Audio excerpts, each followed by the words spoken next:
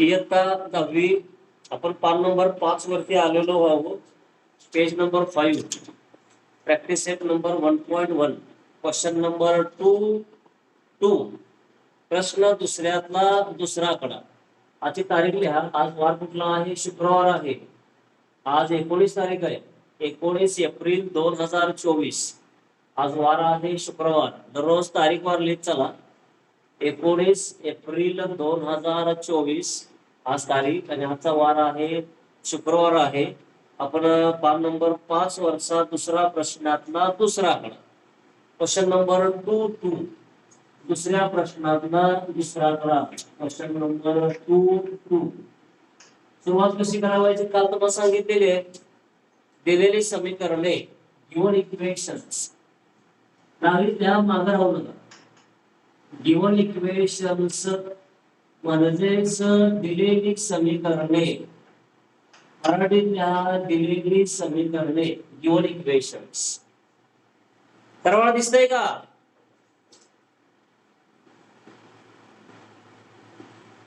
पाहिलेलं दिसतंय का? पुसट दिसतंय सर. हा,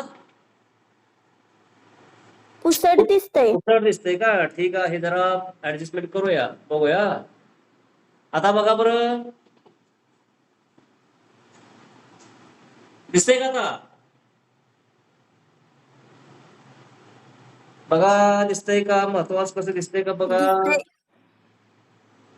हो सर. दिसतंय ना? हा, घ्या. x plus 7y is equal to 10. x plus 7y equal to 10. x अधिक 7y बरोबर 10. दुसरा आहे 3x minus 2y equal to 7. 3x minus 2y is equal to 7. दुसरं समीकरण लिहिताना 2 वेळा चेक करून लिहा, कारण चिन्ह चुकलं, एखादा आकडा विसरला. x अधिक 7y बरोबर 10. x plus 7y is equal to 10. 3x minus 2y equal to 7. 3x वजा 2y बरोबर 7. आता बरोबर चिन्हाच्या पुढे संख्या पाहिजे. बरोबर चिन्हाच्या मागे अक्षर y खाली y, त्याच्या मागे x खाली x असं असेल तर आपण त्यांना नंबर देतोय. आपण कालच्या लेक्चरला, परवा लेक्चरला बघितलेलं आहे. त्याला नंबर द्यायचा आहे 1, याला नंबर द्यायचा आहे 2. या पद्धतीने पहिल्यांदा समीकरणाला नंबर देणे. कधी देणे? बरोबर चिन्हाच्या पुढे संख्या पाहिजे. बरोबर चिन्हाच्या माग अक्षर आणि y खाली y, x खाली x. समजा इथं a असेल तर इथं a पाहिजे, बी असेल तर बी पाहिजे. जे काय तुमच्या उदाहरणात दिले त्या पद्धतीनं अक्षर ही एका खाली एक पाहिजे. x खाली xच पाहिजे, y नाही पाहिजे. y खाली xच पाहिजे, तर y खाली yच पाहिजे, तर x नाही पाहिजे. या पद्धतीने झाले की नंबरिंग करण्याचे आहे. आता नंबर तर आपण दिले. x चा सहगुणक 1 आहे, x चा सहगुणक 3 आहे, y चा सहगुणक 7 आहे, y चा सहगुणक 2 आहे. इथं 3 आहे, तुम्ही याला 3 न गुणलं की समान झाले. बघा, सहगुणक समान करणे, सहगुणक समान करण्याची पद्धती आहे. या ठिकाणी 3 आहे, समीकरण 1 ला आपण 3 न गुणलं, या ठिकाणी 3 आले. आता जर y समान करायचं म्हटलं आपण, तर इथं 7 आहे, इथं 2 आहे. तुम्हाला समीकरण 1 ला 2 न गुणावं लागेल. 2 न गुणलं की बेस 7 14 झाले. समीकरण 2 ला 7 न गुणावं लागेल, त्याला 7 न गुणलं की 14 झालं.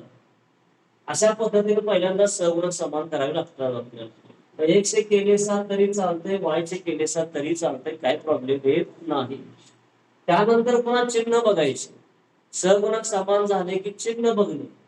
याला अधिक आहे, याला अधिक आहे, म्हणजे चिन्ह समान आहे. प्लस प्लस, हे प्लस आहे, मायनस आहे, अधिक आहे, वजा आहे. मला काल मी सांगितलं की चिन्ह समान असतील तर वजावे करणे, अधिक अधिक असेल तर वजावे करा. प्लस प्लस या दोन समीकरणांचे वजावे करायचे. मायनस मायनस असेल तरी दोन्ही समीकरणांचे वजावे करायचे.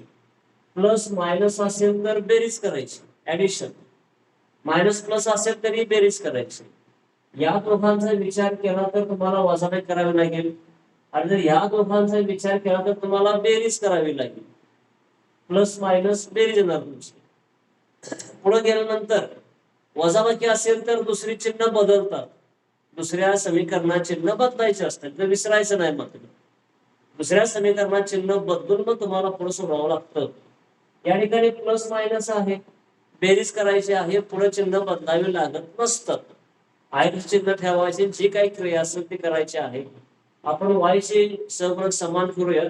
त्यासाठी समीकरण 1 ला 7 ने गुणूया, 2 ने गुणूया. समीकरण 2 ला आपण 7 ने गुणूया, खाली लिहूया आपण.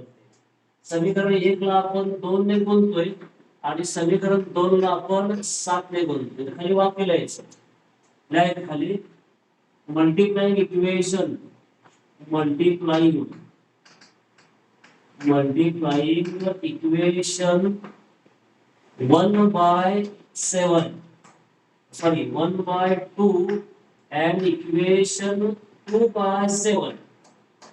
कारण कसं लिहायचं, समीकरण 1 ला 2 ने, समीकरण 1 ला 2 ने आणि समीकरण 2 ला 7 ने गुणू.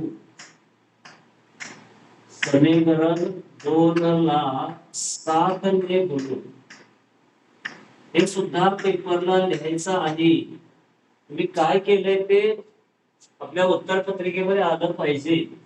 समीकरण 1 ला 2 ने आणि समीकरण 2 ला 7 ने गुणू. त्यासाठी मी 2 लिहिले ते 7 लिहिले. हे लिहिलेलं काय चुकीचं नाही, तुम्हाला गुणाकार करताना बरं पडतंय. बेस एके बे म्हणजे 2x आले बघा, 2x प्लस 7 टू जा 14, 14y is equal to 10 to जा 20. आणि नंबर द्यायचा आहे 3. आपण 2 न गुणलं, 2 एके 2, 2x. 2 न गुणलं, 2 सत्ते 14, 2 न गुणलं, 2 10 20. याला आपण 7 न गुणतोय, 7 न गुणल्यामुळे 7 त्रिक 21, 21x. आपण गुणतोय 7 न, 2 सत्ते 14, 14y बरोबर. याला आपण 7 न गुणतोय, 7 7 49. त्याला नंबर द्यायचा आहे 4. आपण याला 2 न गुणलं, चुकवायचं नाही, प्रत्येक पदाला गुणायचंय. 2 एके 2, 2 सत्ते 14, 2 10 20. नंबर आपण 3 दिला, 3 लिहिलं. याला आपण 7 न गुणतोय, 7 त्रिक 21, 7 दुने 14, 7 7 49. तुम्हाला समीकरण 3 आणि 4 मिळालं. आपण मगाशी अगोदरच विचार केलेला होता, तर चिन्ह भिन्न असतील तर बेरीज करायची. यार signs are different, then take addition. समीकरण 3 आणि 4 यांची बेरीज करू. लिहायचं ऍडिंग, ऍडिंग म्हणजे बेरीज करणे. ऍडिंग इक्वेशन्स 3 आणि 4. समीकरण 3 व 4 यांची बेरीज करू. परत काय लिहायचं, समीकरण 3 व 4 यांची बेरीज करू. समीकरण 3 व 4 यांची बेरीज करू. बेरीज करू. समीकरण 3 व 4 यांची बेरीज करू. आता परत दोन्ही लिहून घ्यायचे आहे. 2x प्लस 14y, 2x अधिक 14y बरोबर 20, 20. 21x, 21x minus 14y, 14y बरोबर 49, 49. आता नंबर द्यायची गरज नाही, आता नंबर लिहायची आवश्यकता नाही. आपण करतोय बेरीज, इथं अधिक चिन्ह आलंच पाहिजे बघा. कोणासाठी रेख मारायची. इथं प्लस असेल तर कुठली चिन्ह बदलत नसतात, ही चिन्ह बदलत नाहीत. इथं वजा चिन्ह असलं, ही चिन्ह बदलायचे आहेत, लक्षात घ्या. त्या 14 हे 14 गेले, इथं 0 राहिलं बघा, प्लस 0.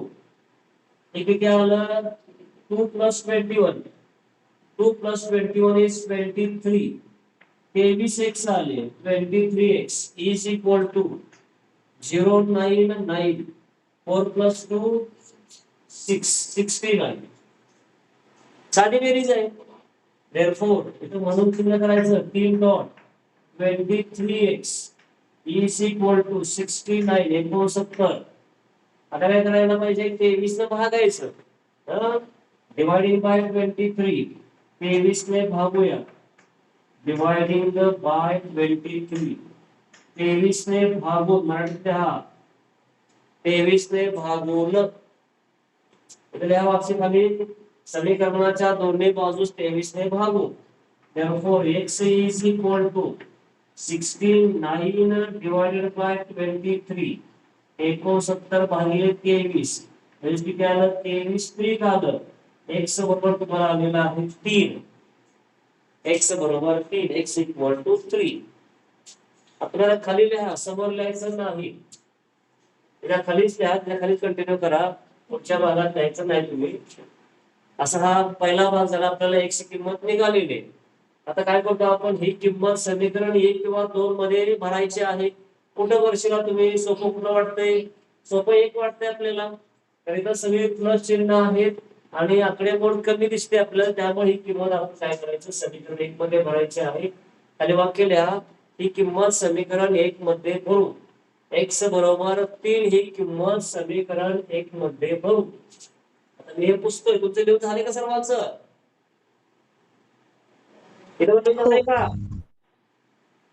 हो झाले सर. झाले हा ठीक आहे. आता पुढचं वाक्य लिहा x बरोबर 3 ही किंमत समीकरण 1 मध्ये भरू. Putting x equal to 3 in equation 1 समीकरण 1 मध्ये भरू असं वाक्य खाली लिहा.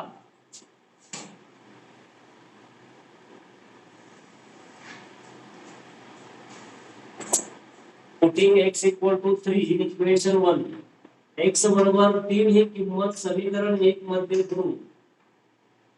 Putting x equal to 3 in equation 1 समीकरण आपण 1 मध्ये भरूया. काय लिहायचं x बरोबर 3 ही किंमत समीकरण 1 मध्ये भरू.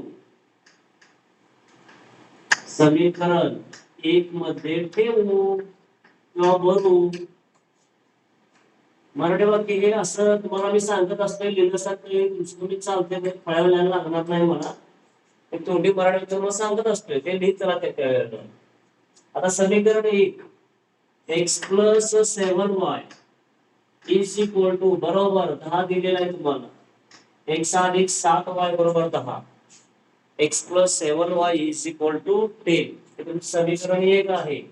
त्यामध्ये किंमत भरायची आहे. किती भरायची आहे x च्या ऐवजी 3 लिहायचं आहे. खाली लिहा therefore 3 प्लस 3 अधिक 7y बरोबर 10 3 plus 7y equal to 10 therefore 7y is equal to 10 minus 3 इथं अधिक 3 आहेत बघा. त्या दोघांच्या मध्ये अधिक 3 आहे प्लस आहे या बाजूला आपण वजा करायचे आहे. त्याला समोर तुम्ही लिहिल्यासात तरी चालतंय. 3 वजा करून सबट्रॅक्टिंग 3 वजा करून इंग्रजीमध्ये लिहा सबट्रॅक्टिंग 3 वजा केल्या. therefore म्हणून 7y बरोबर 7 आले. 10 वजा 3 7 आले. आता आपण काय करणार डिवायडिंग बाय 7 इथे गुणिले 7 आहे पण लगेच करता येते. डिवायडिंग बाय 7 समीकरणाच्या दोन्ही बाजूस 7 ने भागू. लिहा सदोबा समीकरणाच्या दोन्ही बाजूस 7 ने भागू. आपण 7 ने भागतोय 7 ने भागू. मग काय होणार या ठिकाणी y ला 7 ला 7 दिले y राहिले. या बाजूला 7 भागिले 7 आले म्हणजेच काय आलं 1 आलं. इकडे म्हणून चिन्ह करायचं आहे. आणि आन्सर उत्तर xy बोल कंसातच लिहायचं आहे. xy बरोबर तुमचा x किती आले 3 आलेला आहे 3. y किती आलेला आहे 1 is the solution of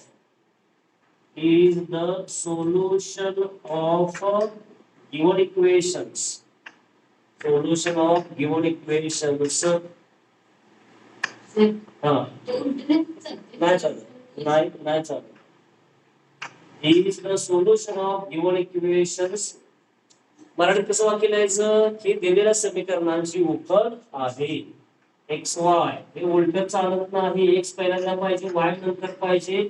x किंमत 3 आहे ती पहिल्यांदा लिहायची, वाय किंमत 1 नंतर लिहायची. पुढं कसं लिहायचं?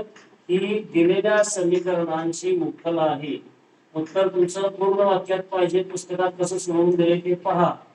दिलेल्या समीकरणांची उकल आहे. काय शंका असेल तर ताबडतोब विचारा आणि उत्तर बघा तुमच्या पुस्तकात आपलं उत्तर बरोबर आहे का. नसेल तरी मला सांगत चला चुकलेलं आहे, मग आपण कुठं चुकलं ते बघूया. काय शंका नसाय बहुतेक तुमची, बघा काय शंका आहे का. पहिल्यांदा आपण नंबरिंग कसं केलं तुम्हाला सांगितले परवा, तेच आज बद्दल सांगितलं तुम्हाला की बरोबर चिन्हाची संख्या पाहिजे, वाय खाली वाय एक्स खाली एक्स, नंबर 1 आणि 2 दिले. त्यानंतर सहगुणक बघितले आपण 2 आणि 7, त्याला प्लस मायनस आहे म्हणजे बेरीज करायची आहे. समीकरण 1 ला आपण 2 ने 2 ला आपण 7 ने गुणिले वाक्य लिहिलं. इथं आपण हे गुणून खाली समीकरण 3 आणि 4 लिहिली. अधिक वजा असल्यामुळे बेरीज करू म्हटलं, आपण ऍडिंग म्हटलं, पुन्हा दोन्ही लिहून घेतलं, बेरीज केली, हे शून्य आली, बेरीज लिहिली. या ठिकाणी 23 एक्स आहे, 23 गुणिले इंटू आहे, भागलं 23 ना आपण, इकडं भागलं तुमचं उत्तर 3 आलं. ही किंमत 1 मध्ये किंवा 2 मध्ये कुठेही भरा, तुमचं उत्तर येतंय. आपण 1 मध्ये बदलेलं लिहिलेलं आहे, 1 मध्ये बदली सोडवत पुढे गेलो आपण, दुसरं उत्तर आलं. खाली तुम्हाला हे असं उत्तर लिहायचंच आहे. इथे आपल्याला पैकीच्या पैकी मार्क पडण्यावर कोणी थांबू शकत नाही. ठीक आहे, दुसरं सुरुवात करूया. बर, उदाहरण दुसरं संपलेलं आहे. आता आपण तिसऱ्याला आलोय. Question number 2, 3. गिव्हन इक्वेशन्स दिलेली समीकरणे 2x - 3y = 9, 2x + y = 13. Number 1 आणि 2 बरोबर चिन्ह खाली बरोबर चिन्ह, कॉन्स्टंट खाली कॉन्स्टंट, y खाली y, x खाली x, अशा आपण त्याला नंबरिंग करत असतो. 1 आणि 2 ते आपण केलेले. नंबरिंग करून झाल्यानंतर सहगुणक बघायचे. इथं समान दिलेले आहे, या समान करण्यात आपल्याला इथं गरज नाही, मला ऑलरेडी समान दिलेलीच आहे. आता त्यांची चिन्ह बघा, त्याला प्लस आहे, ह्याला प्लस आहे. आपल्याला ह्या दोघांची वजाबाकी करावी लागेल. आणि वाक्य लिहायचं, काय वाक्य लिहायचं? समीकरण 1 व 2 यांची वजाबाकी करू. Subtracting equation 2 from equation 1. खाली वाक्य लिहूया. Subtracting equation, subtracting equation 2 from 1, equation 2 from 1, equation 2 from 1. कारण काय ना, समीकरण 1 मधून 2 वजा करू, समीकरण 1 मधून 2 वजा करू, समीकरण 1 मधून समीकरण 2 वजा करू. हे टॅक्स नाही बरं का, वजा करू. दोन्ही खाली लिहून घेऊ आपण. 2x - 3y = 9, 2x + y = 13. 13. आपण काय करतोय? वजाबाकी.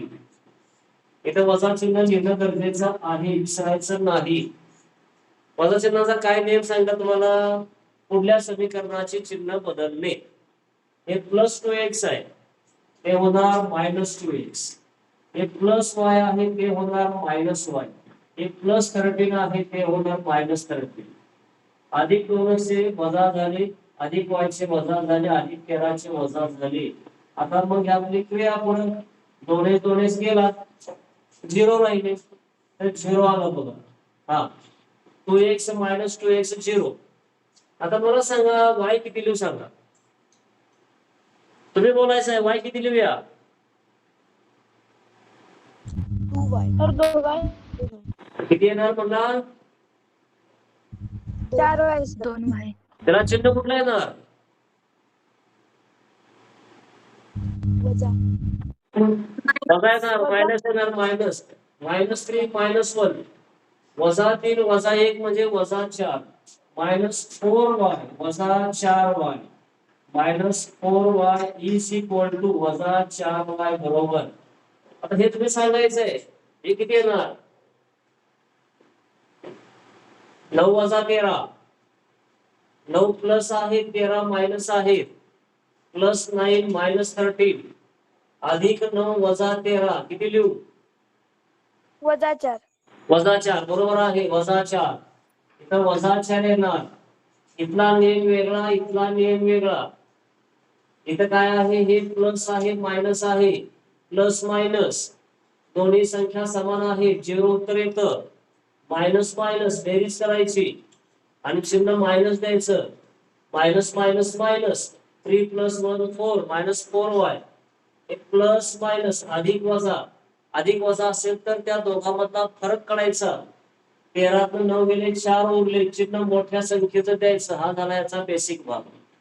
आता 0 इकडे आहे त्यामुळे काय सर. आहे, therefore -4y -4 आलं. शून्य आपण कमी करून टाकलं. आता ह्या दोघांच्या मध्ये क्रिया बघा, इथं गुणिले. दोघांच्या मध्ये क्रिया गुणिले, वजा नव्हे. दोघांच्या मध्ये क्रिया कुठली आहे, गुणिले आहे. गुणिलेच काय करायचं, भागिले करायचं किंवा एक स्टेप वाढवा. हे वजा सर. वजा केले, मायनस मायनस कॅन्सल झाले. 4y = 4. दोन्हीकडचे वजा चिन्ह आपण घालवलं. या मायनस आहे मायनस कॅन्सल झाले, 4y ला 4 आलं. आता इथं हे 4 × 4 गुणिले आहे तेव्हा तुम्हाला 4 ने भागावं लागेल. इथं म्हणायचं 4 ने भागून, डिवायडिंग बाय 4.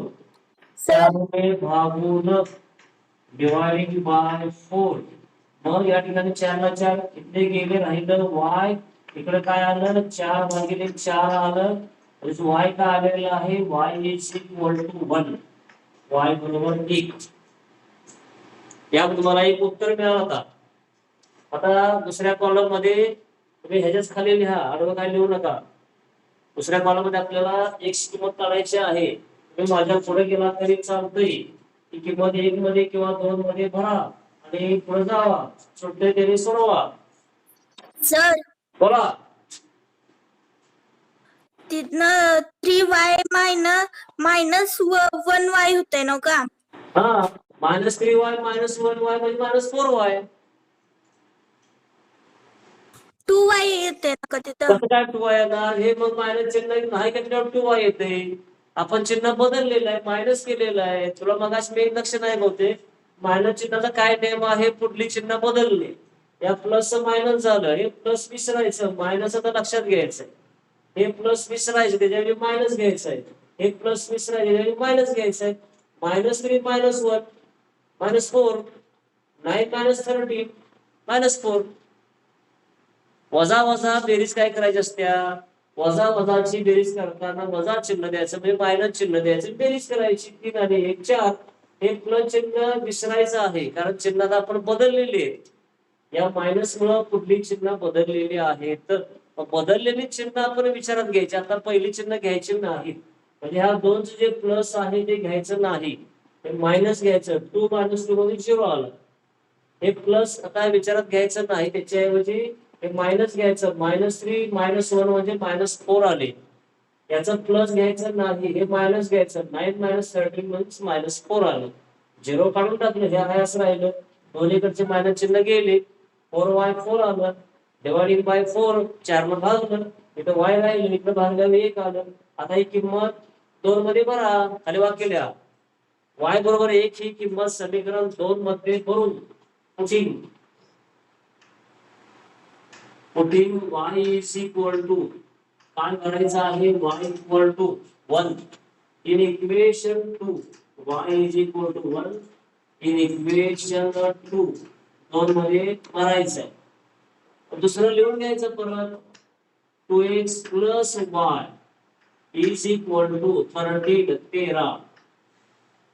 2x + y = 13.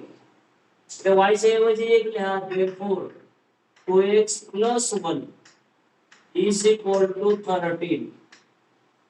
आता काय केलं पाहिजे तुम्हाला, बघा समीकरण आपण 2 लिहून घेतलं. 2x + y = 13. y च्या ऐवजी 1 लिहिलं. 1 प्लस नको आहे तुम्हाला. आता काय होणार, तुम्हाला 1 वजा करावं लागेल.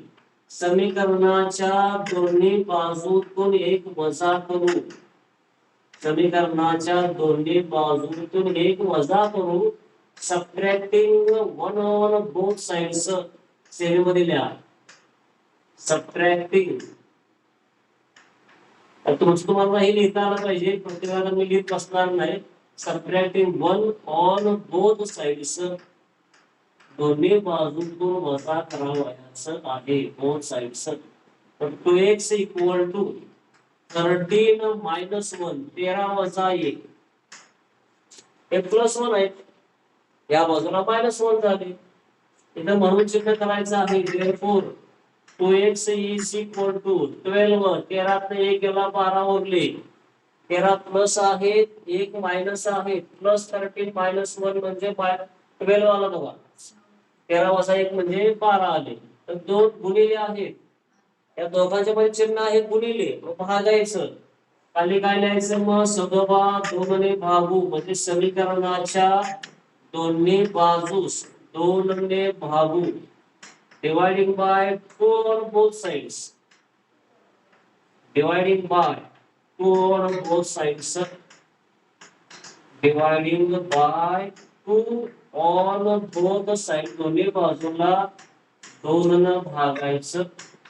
2 न भागूया, मग काय राहिलं, या बाजूला x राहिलं, या बाजूला काय आलं 12 भागिले 2, 12/2, म्हणजेच काय आलं बेस 12 6 आले. खाली आन्सर लिहायचंय पूर्ण वाक्यात. आन्सर राऊंड ब्रॅकेट 2 कंसामध्ये xy, पहिल्यांदा x लिहायचं आहे, नंतर y लिहायचं आहे. x आलेला आहे 6, y आलेला आहे 1, 6 is the solution of given equations, is the असं वाक्य शेवटला आपल्याला लिहायचंच आहे. सोल्युशन ऑफ गिवन इक्वेशन्स मराठीत कसं लिहायचं, xy बरोबर 6 1 ही दिलेल्या समीकरणांची उकल आहे. xy बरोबर 6 1 ही तुमच्या मागच्या पानावर लिहिले बघा, 4 नंबर पान सराव संच 1.1 च्या वरती वाक्य आहे बघा ते, ही समीकरणांची उकल आहे. Is the solution of given equations, असं शेवट करायचं आहे. तर शेवट वाक्य लिहा, ते मराठी वाक्य लिहा, माग राहू नका. xy बरोबर 6 1, xy बरोबर 6 1 ही दिलेल्या समीकरणांची उकल आहे. मी तुम्हाला पूर्वी सांगितलेलं असते, दिल्ली चला, दिलेल्या समीकरणांची उकल आहे. काय शंका आहे का बघा, उकल आहे म्हणजे आपल्याला पैकीच्या पैकी मार्क, ज्यांच्या शाळेमध्ये शिकवायला सुरुवात झालेली आहे त्यांना लक्षात आलंय आपल्याला काय फरक पडतोय. अतिशय डिटेल मध्ये मी ते लिहिलेलं आहे.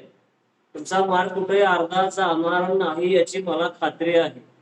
आपण व्यवस्थित सगळी मांडणी केलेली आहे, बघा केली का नाही. जसं तुमच्या पुस्तकात तुम्हाला मागं दाखवलेलं आहे, पान नंबर 4 बघा, उदाहरण सोडवून दिलं कसं आहे बघा. त्यात काय काय लिहिलेत वाक्य बघा, समीकरणाच्या दोन्ही बाजूस 32 ने भागू, डिवाइडिंग बोथ साइड्स बाय 32. पुन्हा काय सांगितलंय, वजा करू, सबट्रॅक्शन. पुन्हा काय सांगितलंय, दोन्ही बाजूला 2 ने भागू. म्हणजे जसं पुस्तकात दिलेलं आहे त्यांनी सोडवून दिलेलं उदाहरण अगदी त्याच पद्धतीने आपण हे लिहिलेले, तुमचा अर्धाही मार्क शक्यतो कुठं जाऊ शकत नाही. खात्री बाळगा, या पद्धतीने तुम्ही तुमच्यामध्ये ही जी कला आहे लिहिण्याची ती प्राप्त करा आणि पैकीच्या पैकी मार्क आपल्याला सहज याच्यावर पडतील. अशा पद्धतीने आपला हा क्वेश्चन नंबर 2 3 दुसऱ्या प्रश्नातला तिसरा आकडा आपला संपलेला आहे. आता थोडाच वेळ राहिला, त्यामध्ये पुढचं काही घेत बसत नाही मी.